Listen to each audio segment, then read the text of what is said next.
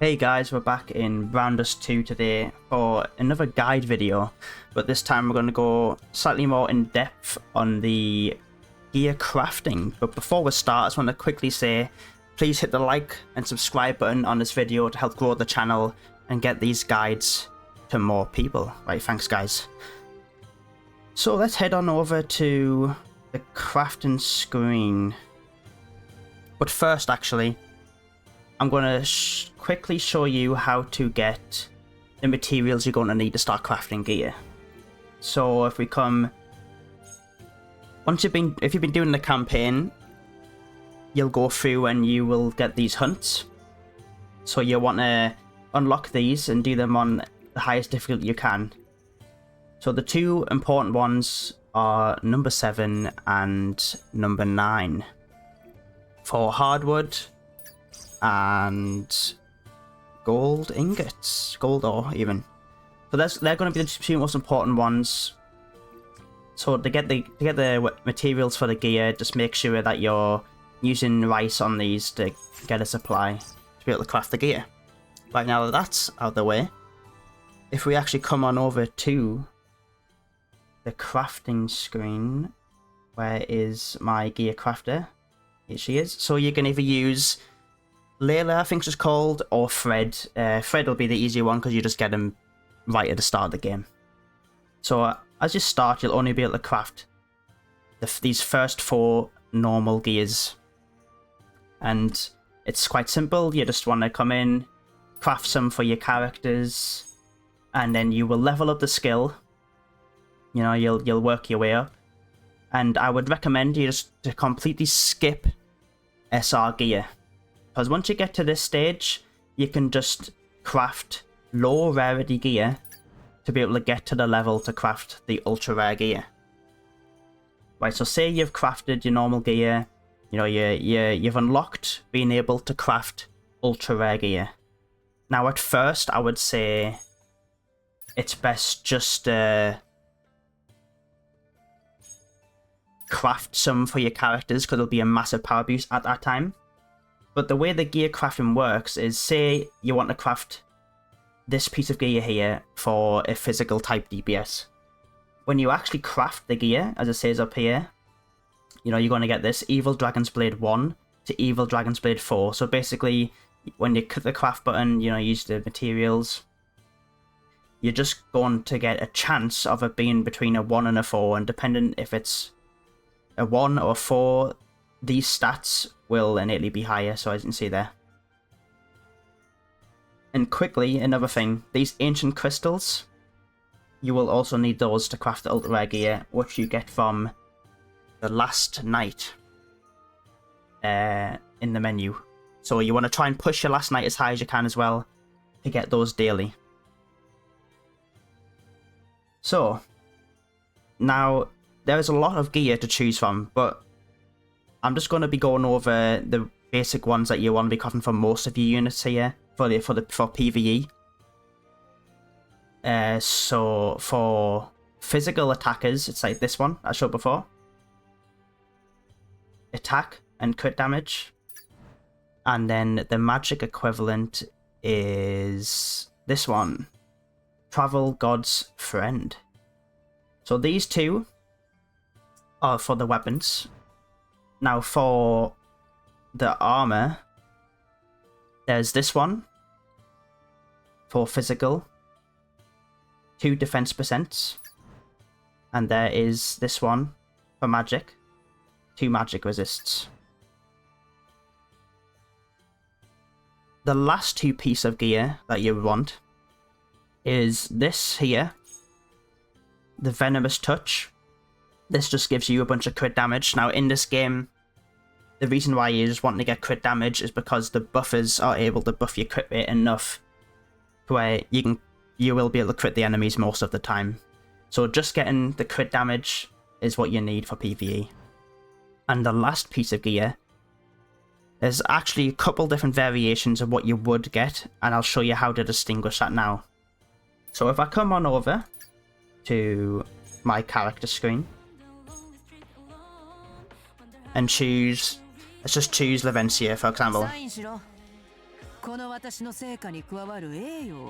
So as you can see, right now I have this piece of gear here, the God King's Silver Arm, equipped. And this has 2 attack percents.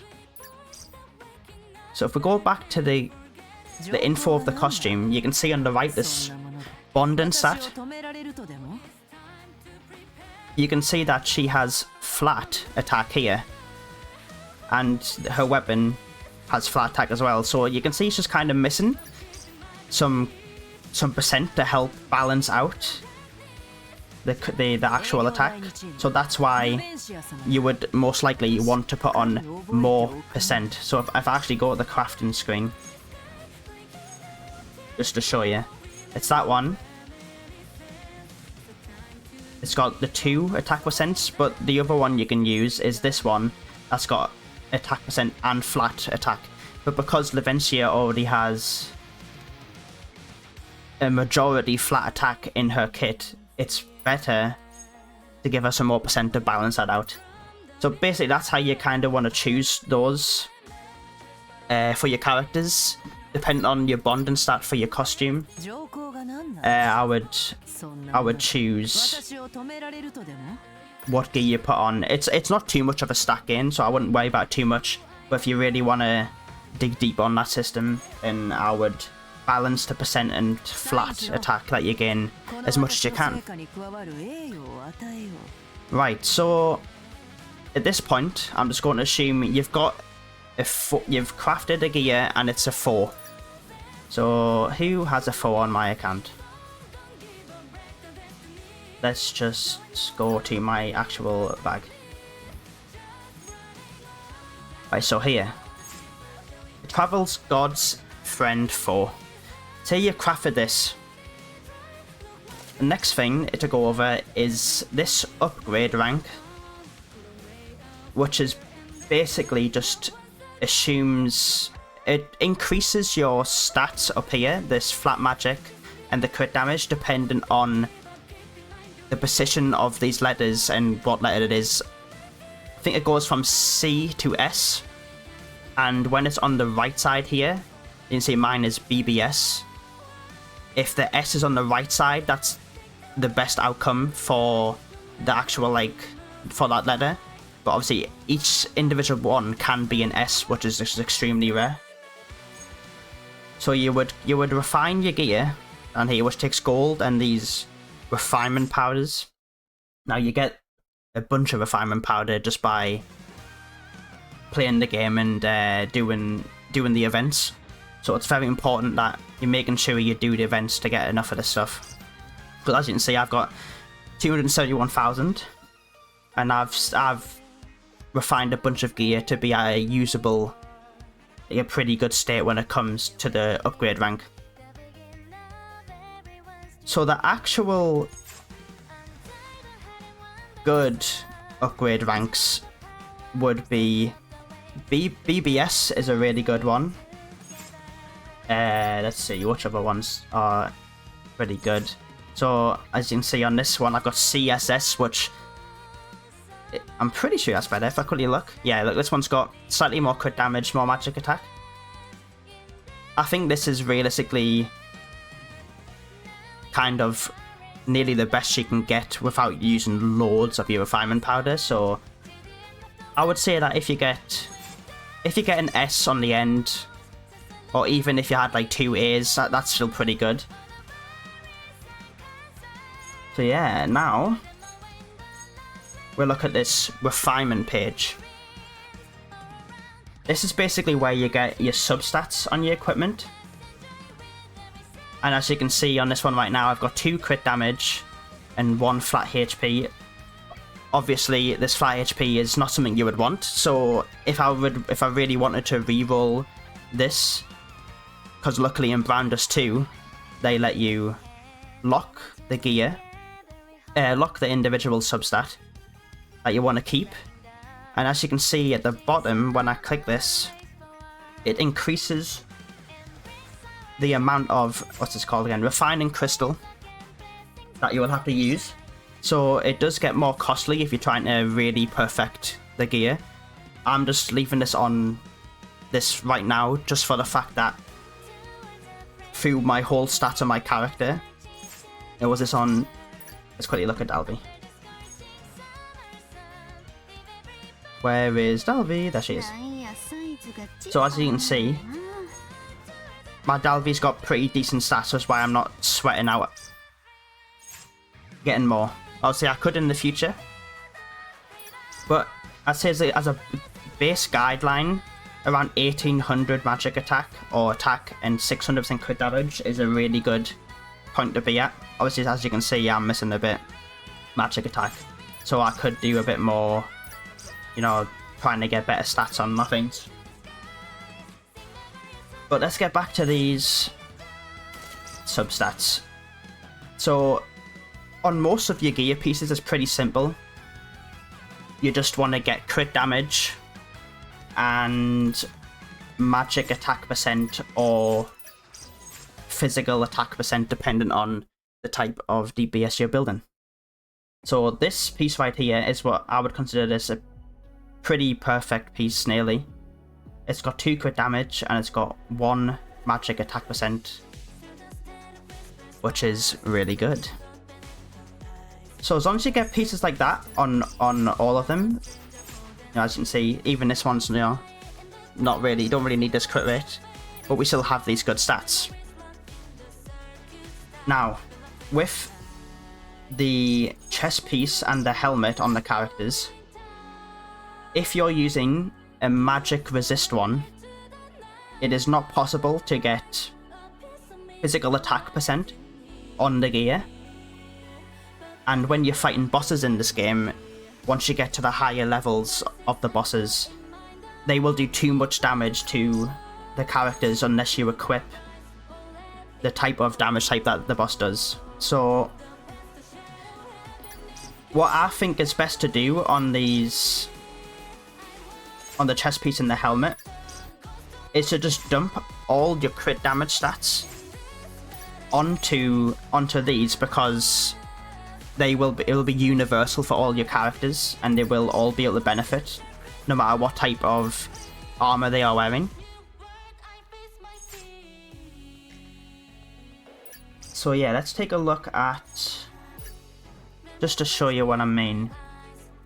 And once again, you want to make sure that you have got 4, as that will give you the most stats in your gear. So as you can see, this is a bit of a different situation for my Eclipse, because I've got 3 flat magic attacks, but the only reason I've kept this like this for Eclipse is because all my other gear has just too much crit damage on it, so I needed some more attack to get higher up on the stat. But yeah, that's pretty much a baseline of what you want to be doing with your gear.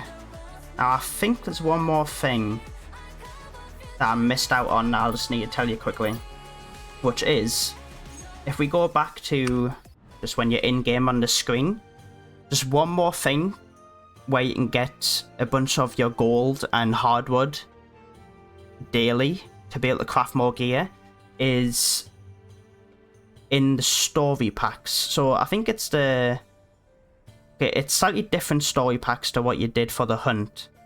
But if you come to the story packs and you go to Iron Mask,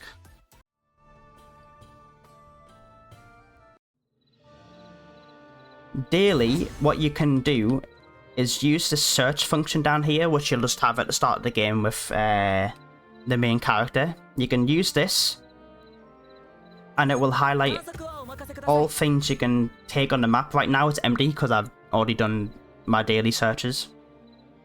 You'll be able to do this, it'll show you all the stuff you can get on the map, and then realistically what you'll want to do is get Celia's costume from the pub and use this skill, which is called Absorption, right there. I can use it 5 times because it's max level. So you'll want to get that max level, you'll want to come here, you want to do 2 searches on each map. You don't want to do, you want to do individual search on each map. Search on this map, collect the stuff. Search on this map, collect the stuff. that will give you hardwood. And then you want to do the exact same thing, either on chapter, I think that's chapter 9.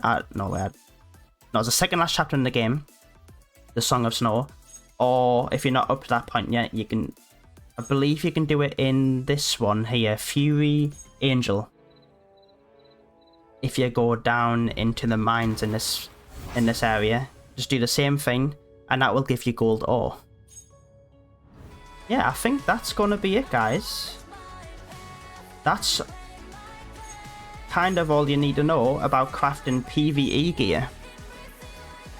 Now, I'll quickly go over PvP gear.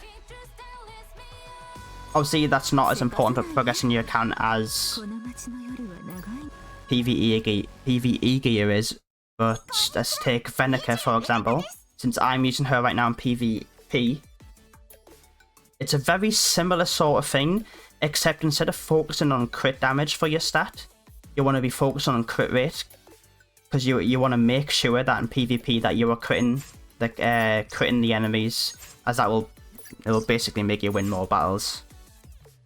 So yeah, as you can see, mine, I haven't even got like the best gear.